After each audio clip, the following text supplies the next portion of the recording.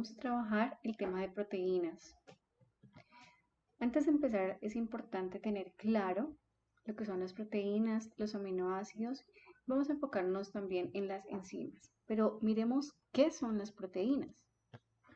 Entonces, las proteínas son sustancias orgánicas nitrogenadas complejas que se hallan en las células animales y vegetales. Son componentes esenciales de todas las células vivas. Son polímeros lineales en los que las unidades monoméricas son los aminoácidos, que se pliegan en una notable diversidad de formas tridimensionales que les proporcionan una correspondiente variedad de funciones. Por eso podemos decir que los pesos moleculares son altos porque varían entre 5.000 y varios millones.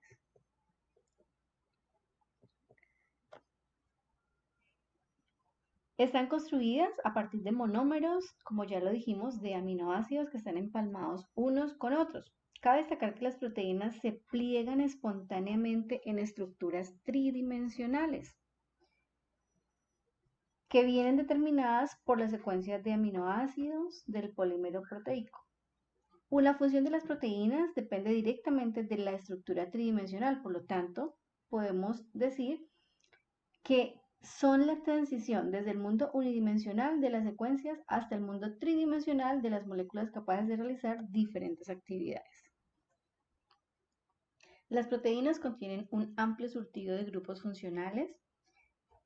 Esos grupos funcionales incluyen alcoholes, tioles, tioéteres, ácidos carboxílicos, carboxiamidas y una serie de grupos básicos.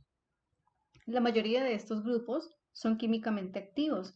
Esta diversidad de grupos funcionales combinada en distintas secuencias es la responsable del amplio espectro de funciones de las proteínas. Por ejemplo, la reactividad química asociada con estos grupos es esencial para la función de las enzimas, las proteínas que catalizan reacciones químicas específicas en los sistemas biológicos. Las proteínas pueden interaccionar entre sí y con otras macromoléculas biológicas para formar asociaciones complejas. Estas asociaciones pueden ser sinérgicas de forma que se generen capacidades que no existían en los componentes proteicos individuales. Estas asociaciones incluyen maquinarias macromoleculares que llevan a cabo la replicación precisa del DNA, la transmisión de señales dentro de las células y muchos otros procesos esenciales. Algunas proteínas son muy rígidas, mientras que otras manifiestan una considerable flexibilidad.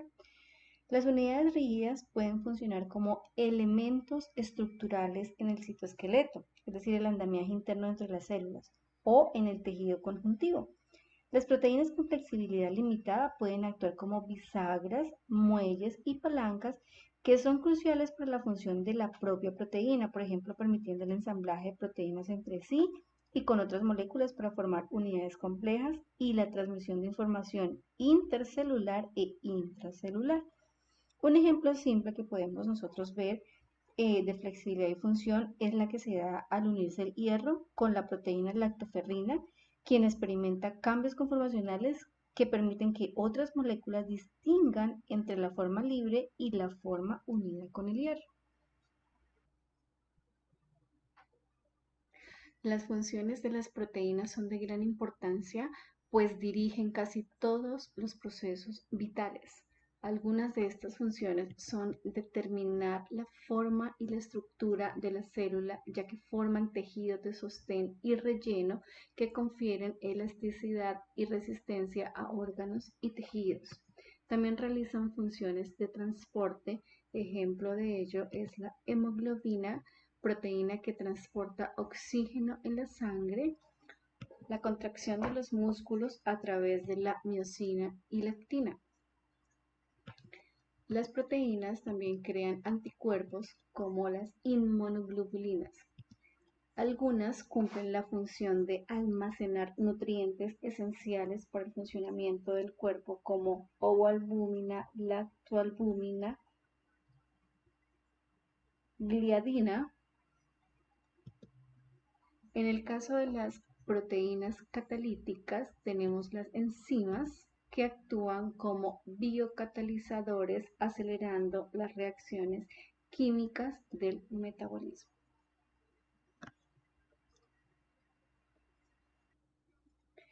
Algunas funciones más prácticas de las proteínas puede ser la luz producida por las luciérnagas es el resultado de una reacción en la que interviene la proteína luciferina y ATP catalizada por la enzima luciferasa. Los eritrocitos contienen grandes cantidades de la proteína transportadora de oxígeno, hemoglobina. La proteína queratina producida por los vertebrados es el componente estructural principal del pelo, escamas, cuernos, lana, uñas y plumas. En conclusión, para cerrar el tema de las funciones, podemos decir que las proteínas son de gran importancia, son varias y bien diferenciadas. Las proteínas determinan forma y estructura de las células y dirigen casi todos los procesos vitales. Las funciones de las proteínas son específicas de cada tipo de proteína y permiten a las células defenderse de agentes externos, mantener su integridad, controlar y regular funciones, reparar daños, entre otras. Todos los tipos de proteínas realizan su función de la misma forma, por unión selectiva a moléculas. Entonces, cuando miramos la función estructural, ya sabemos que también es de importancia porque da forma a los tejidos de sostén y relleno, que confieren elasticidad y resistencia. Entre los ejemplos tenemos el colágeno del tejido conjuntivo fibroso, reticulina y elastina del tejido conjuntivo elástico. Con este tipo de proteínas se forma la estructura del organismo. Algunas proteínas forman estructuras celulares como las histonas, que forman parte de los cromosomas que regulan la expresión genética. Las glucoproteínas actúan como receptores formando parte de las membranas celulares o facilitan el transporte de sustancias. También es una proteína con función estructural la queratina de la epidermis. Las proteínas cuya función es enzimática son las más especializadas y numerosas. Actúan como biocatalizadores acelerando las reacciones químicas del metabolismo. En su función como enzimas, las proteínas hacen uso de su propiedad de poder interaccionar en forma específica con muy diversas moléculas. A las sustancias que se transforman por medio de una reacción enzimática se les llama sustratos. Los sustratos reconocen un sitio específico en la superficie de la proteína que se denomina sitio activo. Al ligarse los sustratos a los sitios activos en la proteína, quedan orientados de tal manera que se favorece la ruptura y formación de denominadas uniones químicas, se estabilizan los estados de transición al mismo tiempo que se reduce la energía de activación. Normalmente el nombre de una enzima se forma con el nombre de la reacción que cataliza o el nombre del sustrato que transforman terminado en el nombre en asa. Por ejemplo, a la enzima que transfiere un átomo de oxígeno a un metabolito se le denomina oxigenasa. A las que transfieren un residuo del ácido glucurónico, del ácido UDP glucurónico a un metabolito o xenobiótico, se le conoce como UDP glucuronil transferasa. A las enzimas que catalizan la adición de una de las 4 bases a una molécula de ADN en formación se le denomina ADN sintetasa. O ADN polimerasa, a las que hidrolizan el ADN se les llama adenasas.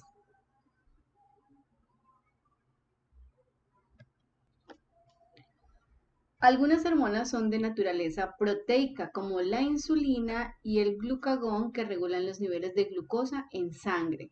También hormonas segregadas por la hipófisis, como la hormona de crecimiento directamente involucrada en el crecimiento de los tejidos y músculos y el mantenimiento y reparación del sistema inmunológico. O la calcitonina, que regula el metabolismo de calcio. Las proteínas crean anticuerpos y regulan factores contra agentes extraños o infecciones. Toxinas bacterianas como venenos de serpiente o la del botulismo son proteínas generadas como funciones defensivas. Las mucinas protegen las mucosas y tienen efecto germicida. El fibrinógeno y la trombina contribuyen a la formación de coágulos de sangre para evitar las hemorragias. Las inmunoglobulinas actúan como anticuerpos ante posibles antígenos. Las proteínas funcionan como amortiguadores, manteniendo en diversos medios tanto el pH interno como el equilibrio osmótico. Es la conocida como función homeostática de las proteínas.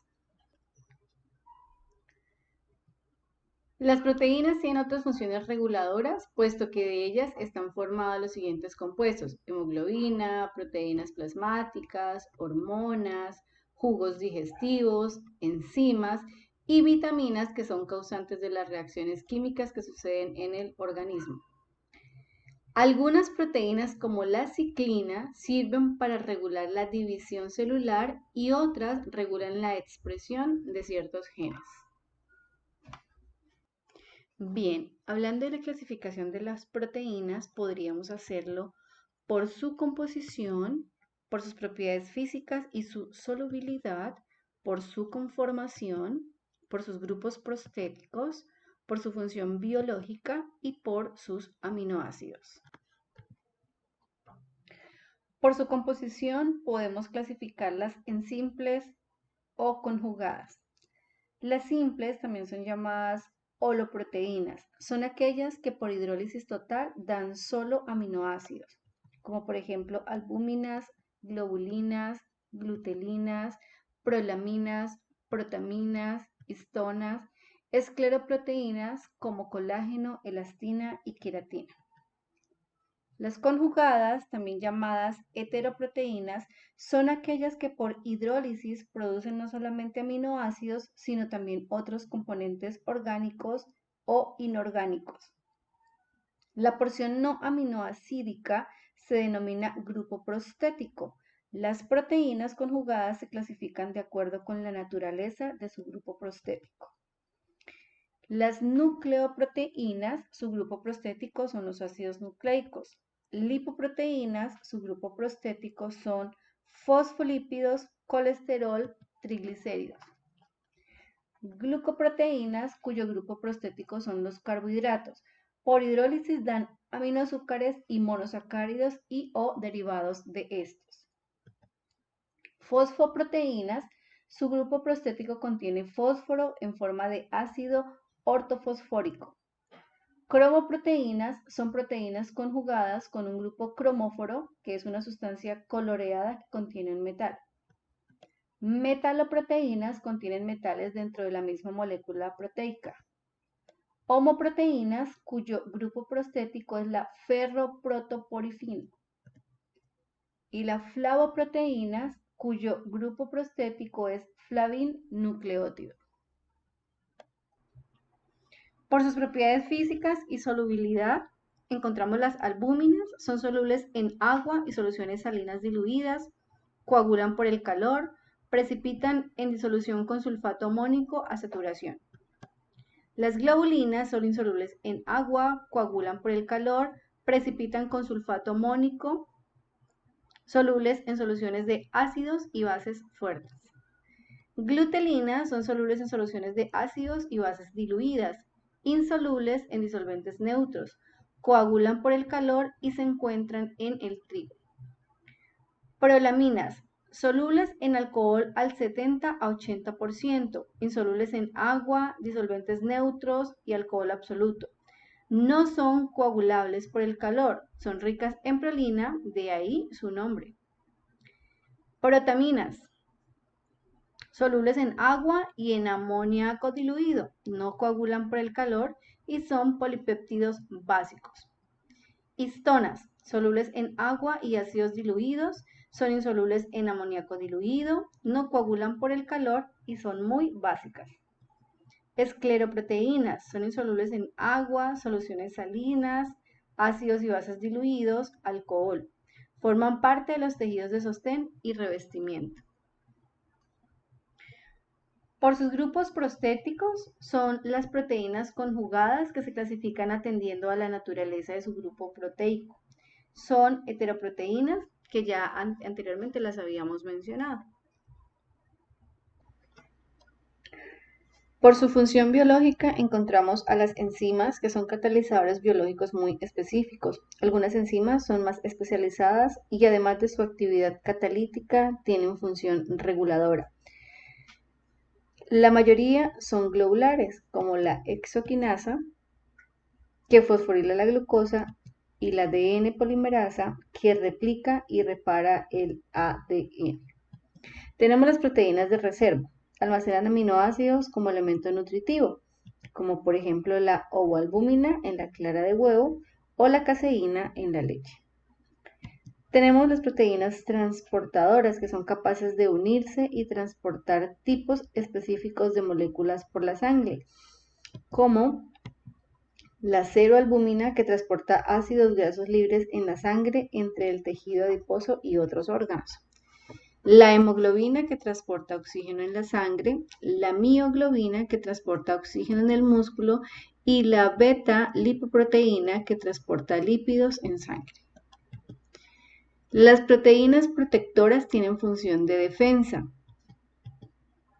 como anticuerpos que forman complejos con proteínas extrañas, el fibrinógeno, precursor de la fibrina en la coagulación, proteína complemento, que forman complejos con algunos sistemas extraños como bacterias. Las proteínas contráctiles actúan como elementos esenciales en sistemas mótiles y contráctiles. Aquí encontramos la miosina, que son filamentos estacionarios de las miofibrillas, y actina, que son filamentos móviles de las miofibrillas. Las hormonas son moduladores de las funciones del organismo. La insulina regula el metabolismo de la glucosa y la hormona de crecimiento estimula el crecimiento de los huesos. Las proteínas estructurales actúan como elementos estructurales y son las escleroproteínas estudiadas anteriormente. Aquí podemos encontrar el colágeno, tejido conectivo fibroso como tendones, hueso y cartílago, la elastina, tejido conectivo elástico como los ligamentos, y las queratinas, piel, plumas, uñas y pezuñas. Por sus aminoácidos encontramos las homoproteínas, que son proteínas simples constituidas solo por aminoácidos, como por ejemplo las globulares, que son solubles en agua o en soluciones acuosas. Aquí encontramos las incompletas, que no contienen todos los aminoácidos proteinogénicos, como vegetales, como prolaminas glutelinas, vegetales y animales como protaminas e histonas. También encontramos las completas, que contienen todos los aminoácidos proteinogénicos, como albúminas y globulinas. Por otro lado, tenemos las proteínas fibrosas o escleroproteínas, que son insolubles en agua y en soluciones acuosas y son proteínas incompletas. Aquí encontramos al grupo de colágeno, al grupo de la queratina y al grupo de la fibroína.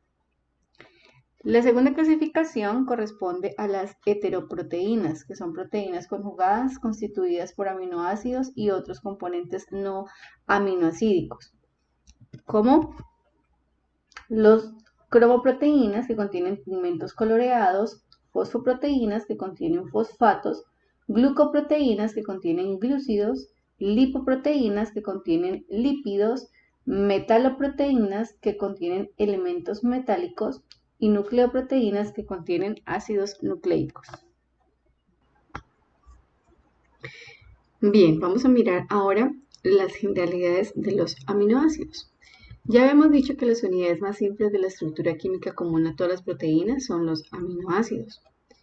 El código genético tiene la información para sintetizar 20 distintos alfa-aminoácidos, también llamados residuos, que constituyen los eslabones que forman péptidos y se denominan proteínas cuando forman cadenas polipeptídicas de altos pesos moleculares.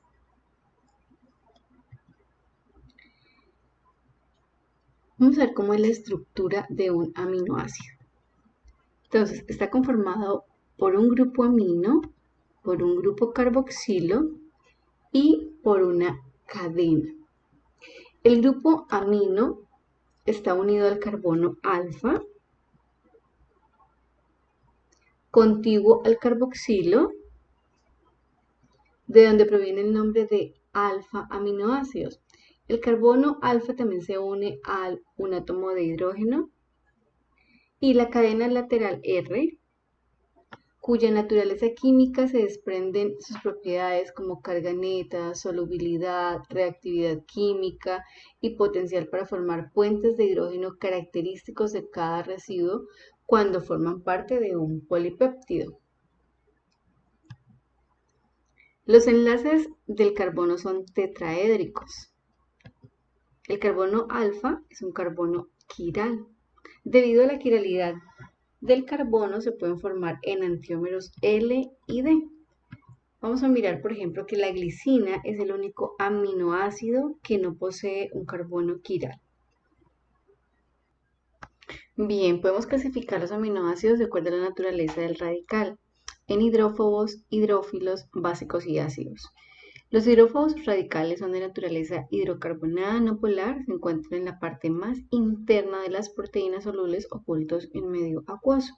Por otro lado, los hidrófilos radicales son polares pero sin carga y pueden establecer puentes de hidrógeno con el agua favoreciendo su solubilidad. Los básicos radicales poseen el grupo amino, que es el que se ioniza positivamente, mientras que los ácidos tienen el grupo carboxilo, que es el que se ioniza negativamente. De esta manera, les presento los aminoácidos con sus respectivas estructuras.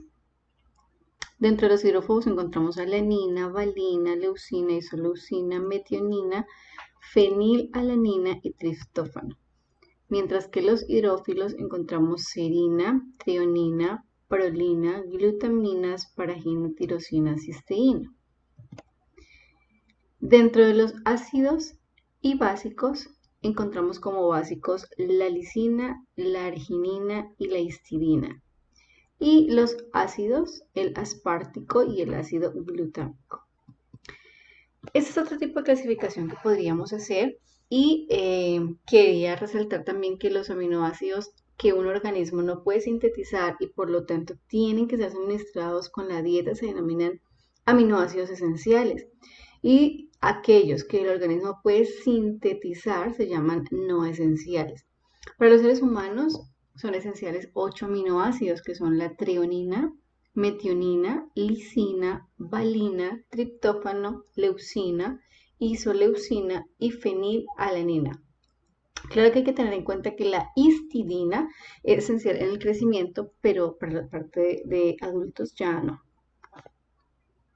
No quiero dejar pasar la clasificación de los aminoácidos sin compartirles este cuadro en el cual están sintetizados todas las características de clasificación: hidrófilo, hidrófobo, ácido, básico, indispensables y no indispensables.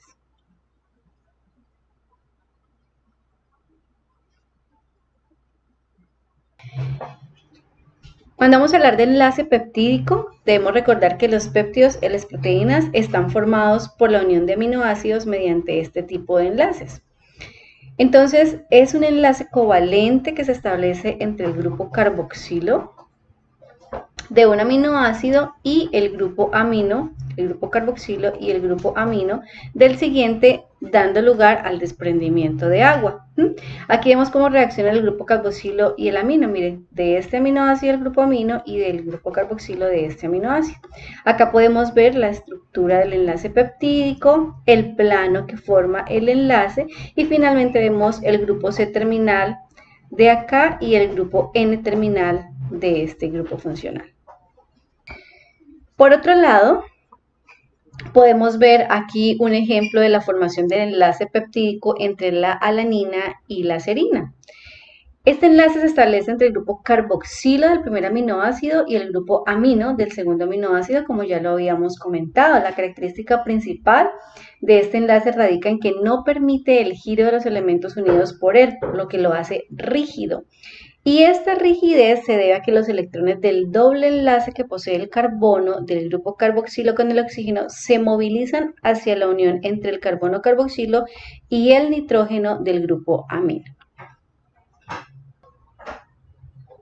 Cuando hablamos de la geometría planar del enlace peptídico, es importante apreciar la planaridad del enlace y la geometría de los 4 átomos los cuales están unidos. Por ejemplo, acá tenemos 2 carbonos, el oxígeno del carbonilo y el hidrógeno del grupo amino. Entonces es importante saber que la distancia que hay entre los carbonos y nitrógenos es más corta que la de los que se presentan en las aminas, por ejemplo, y más larga también que otro tipo de enlaces. La geometría del enlace carbono-nitrógeno es planar. Entonces, como el enlace es plano y no rota, los enlaces peptídicos suelen presentar isomería cis e isomería trans. Acá en la imagen podemos ahorita apreciarlo, cómo se forma la isomería. Entonces, mira, aquí la tenemos trans, que es una de las formas que se puede llegar a dar.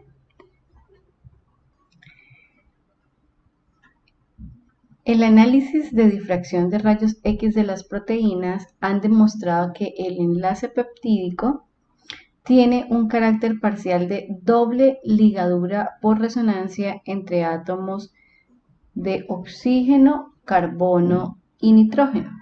Entonces, por ejemplo, acá podemos ver la geometría de un enlace peptídico. El enlace carbono-nitrógeno resulta más corto que el de otros compuestos orgánicos e inorgánicos semejantes, lo que provoca que la unión peptídica no pueda rotar con libertad y limita obviamente el movimiento en la cadena polipeptídica. De hecho, los átomos de oxígeno, carbono, nitrógeno e hidrógeno son casi coplanares.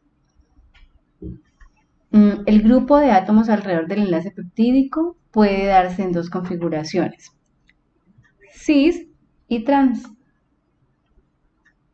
Normalmente adoptan la configuración trans porque la cis es poco estable, sobre todo cuando se trata de aminoácidos con R voluminosas. Entonces, para terminar, podríamos decir que el enlace carbono-nitrógeno es corto, que el grupo de átomos alrededor del enlace peptídico se puede dar en 2 configuraciones cis o trans, que el grupo NH es un donador para formar puentes de hidrógeno, que el grupo CO es un aceptador de hidrógenos y que los aminoácidos se unen a través de enlace covalente.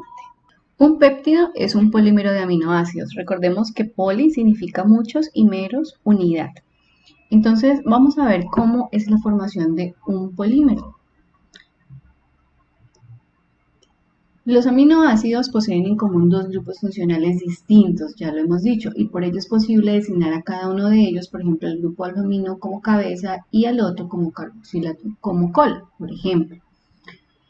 Hay varias maneras de unir a 2 aminoácidos entre sí, pero si queremos tener siempre un nuevo sitio de unión para añadir un tercer aminoácido, tenemos que tener muy en cuenta de unirlos cabeza con cola, dejando así la cabeza del primero y la cola del segundo libres para reaccionar con nuevas unidades de aminoácidos. Bien, vamos a ver un ejemplo de polipéptidos y cómo se conforman.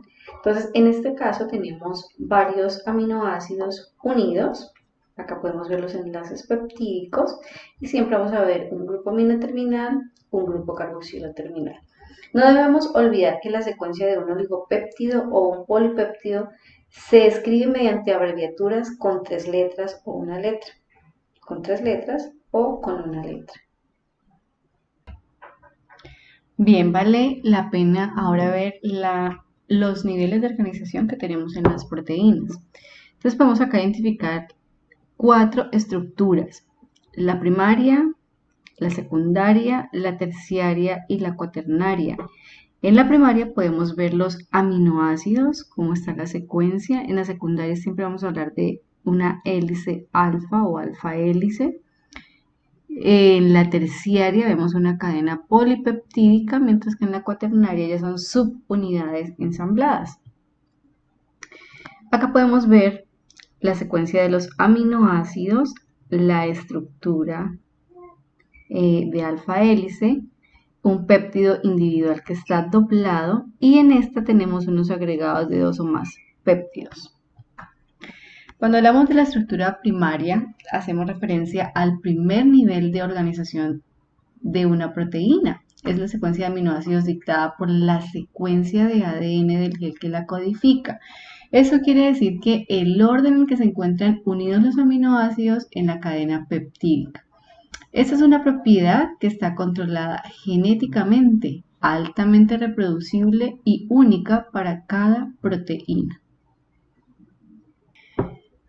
Cuando hablamos de la estructura secundaria, hacemos referencia al ordenamiento regular y periódico de las proteínas en el espacio, a lo largo de su eje, y que se estabiliza por diversas fuerzas, de las cuales las electrostáticas, los puentes de hidrógeno, las interacciones hidrofóbicas y las dipolo-dipolo son las más importantes. Aquí podemos ver la cadena que se va enrollando en espiral. La formación de los enlaces de hidrógeno, estamos viendo cómo es su longitud, cómo es el paso de rosca, la rotación va hacia la derecha, cada aminoácido gira 100 grados con respecto al anterior, hay 3.6 residuos por vuelta y miramos la orientación que tienen los grupos. Otro tipo de estructura secundaria es la conformación beta, que se presenta en las queratinas y en otras proteínas clasificadas como fibrosas, por ejemplo el pelo de los mamíferos y la seda. En esta conformación, el polipéptido adopta una conformación de zigzag extendida de tal manera que pueden existir varias moléculas alineadas, paralelas o antiparalelamente, con lo que producen láminas plegadas unidas transversalmente por puentes de hidrógenos intermoleculares. Cuando hablamos de estructura terciaria, hacemos referencia al modo en que la cadena polipeptídica se dobla sobre sí misma para producir una estructura plegada y compacta característica de las proteínas globulares. Existen enlaces que estabilizan esas estructuras, como por ejemplo los enlaces de hidrógeno, atracciones electrostáticas, atracciones hidrofóbicas, puentes disulfuro. Vamos a mirar aquí cuáles son esos enlaces que estabilizan tanto la estructura secundaria como terciaria en las proteínas. Entonces acá tenemos, por ejemplo, estas que son las interacciones electrostáticas. Aquí vamos a tener nuestros puentes de hidrógeno, interacciones hidrofóbicas, interacción dipolo-dipolo y por último tenemos el enlace disulfuro. A diferencia de las anteriores estructuras, en esta no necesariamente existen todos los polipéptidos y se refiere a la asociación de 2 o más cadenas. Es la unión mediante enlaces débiles de varias cadenas polipeptídicas con estructura terciaria, idénticas o no, para formar un complejo proteico. Cada una de estas cadenas polipeptídicas recibe el nombre de protómero. Según el número de protómeros que se asocian, las proteínas que tienen estructura cuaternaria se pueden denominar dímeros, tetrámeros, pentámeros, polímeros, de acuerdo a la cantidad de protómeros que puedan tener. No podemos dejar de lado el papel de las proteínas en sistemas alimentarios. Por ejemplo, funciones como la solubilidad son tenidas, por ejemplo, en alimentos, la viscosidad en sopas, salsas y postres, la absorción de agua en salchichas y pasteles, la gelación en geles, pasteles, pastelería, queso, la adhesión-cohesión en cárnicos, la elasticidad en la panadería, emulsificación, por ejemplo, en la mayonesa, la capacidad de ligar grasa y sabores, por ejemplo, en donas, en productos de panadería. Bien, retomando el tema de las enzimas, vamos a presentar algunas características importantes. No olvidemos que son sustancias que actúan como catalizadores para una acción biológica. En ningún momento van a afectar la constante de equilibrio no ocasionan ningún cambio químico desfavorable, actúan para disminuir la energía de activación en una reacción, acelerándola, y funcionan a través del siguiente mecanismo. Entonces, ellas actúan sobre una molécula que recibe el nombre de sustrato. Se unen a él en unos sitios llamados sitios activos.